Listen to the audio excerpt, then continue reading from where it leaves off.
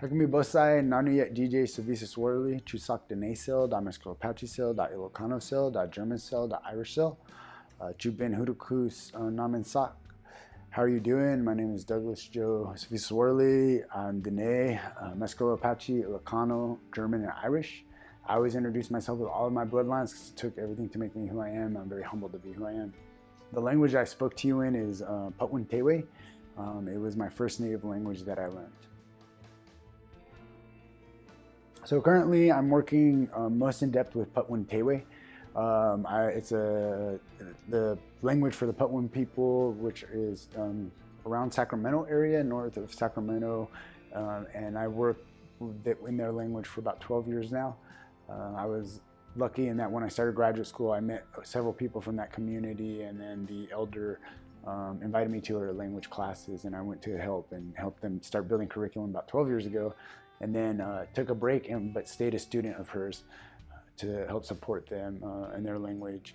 And she was the last speaker, the last fluent speaker who was raised in the language as a first language. But we're actually seeing right now, about 2 months ago, we probably have another baby that's on the way that will actually be raised in the first language, because her primary teacher just had a son, and he will be raised with the Patwin Tewe in the home at all times. So NILI's done a lot as far as helping me.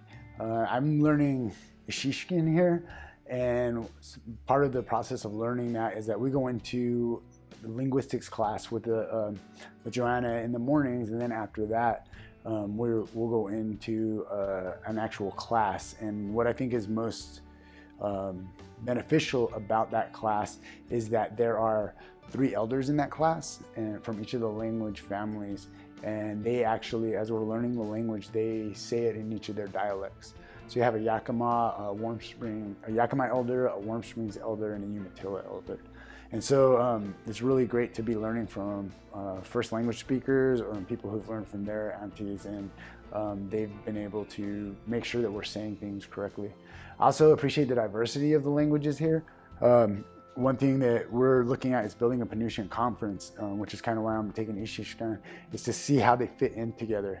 I might not have said that right, but to see how they all fit in together, because we're looking at now trying to build relationships between our languages and other languages, because what ends up happening in revitalization is sometimes you reach the edge of the language, which means that we can get by in basic survival communication, but our languages are bigger. And I would argue even bigger than the Western world. And because of that, we need to be at the edges of our language and talk about what the fundamental structures of our language are, and so linguistically. But that has to be driven through the people. And that's one thing that I'm taking from NILI, is the process of bringing linguistics into it respectfully.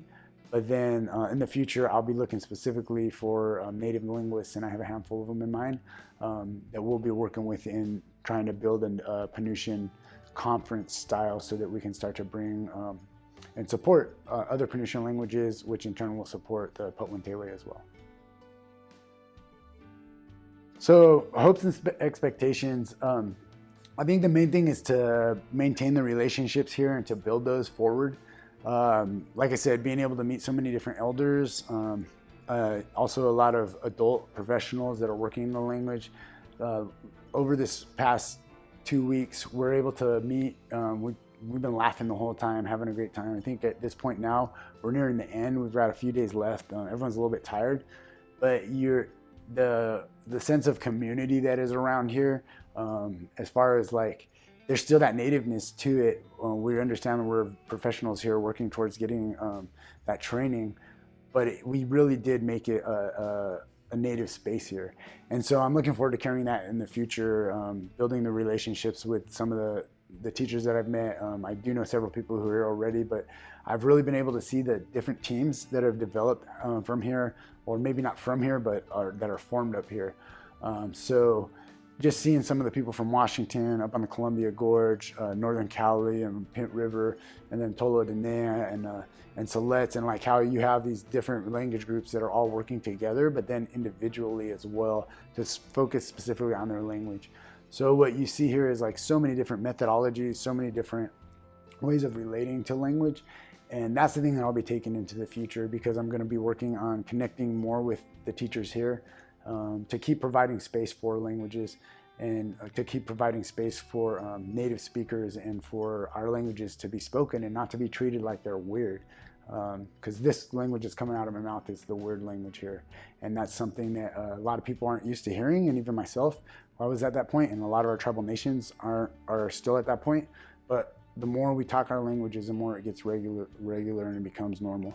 And that's what I appreciate about all the people here and moving forward, is that I'll be able to keep working towards supporting those people so that they feel strong and encouraged to keep talking their language, even though the support might not always be there.